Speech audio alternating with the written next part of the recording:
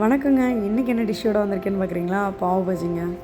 நல்லா ஸ்ட்ரீட் ஸ்டைலில் சூப்பரான பாவ் பஜி. 1 கப் பச்சை பட்டாணி எடுத்துக்கோங்க.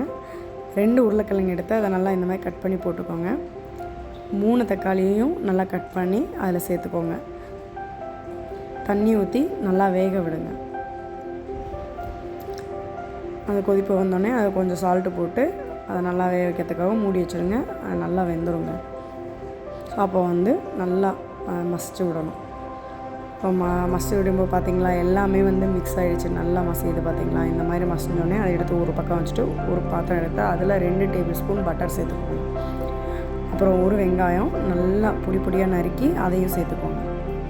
அப்புறம் 6 குடமிளகாய் எடுத்து அதையும் பொடியாக நறுக்கி அதையும் சேர்த்துக்கோங்க. நல்லா வதக்குங்க. கொஞ்சம் உப்பு சேர்த்துக்கோங்க.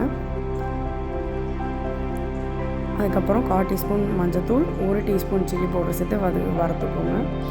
1 டேபிள் ஸ்பூன் பாவ் பஜி மசாலா சேர்த்து அதையும் நல்லா வறுத்துக்கோங்க. இப்போ அந்த நம்ம மசிச்சு வச்சுருக்கோம் இல்லையா, அந்த பேஸ்ட்டை சேர்த்துக்கோங்க. நல்லா மிக்ஸ் பண்ணிங்கன்னா பாஜி ரெடி ஆகிடுங்க. அவ்வளோதாங்க. பார்த்தீங்களா எவ்வளோ சூப்பராக ரெடி ஆகிடுச்சுன்னு. இதில் கொஞ்சோட கொத்தமல்லி தூவிட்டு 1 டீஸ்பூன் அளவுக்கு பட்டர் சேர்த்துக்கோங்க. லெமன் பிழிஞ்சு விட சாப்பிட்டிங்கன்னா செம்ம டேஸ்ட்டாக இருக்குங்க. அந்த பண்ணை சூடு பண்ணி அப்படியே அதில் தொட்டு எடுத்து சாப்பிட்டோன்னு வச்சுக்கோங்க, அவ்வளோ அருமையாக இருக்குங்க. கண்டிப்பாக ட்ரை பண்ணி பார்த்துட்டு சொல்லுங்கள்.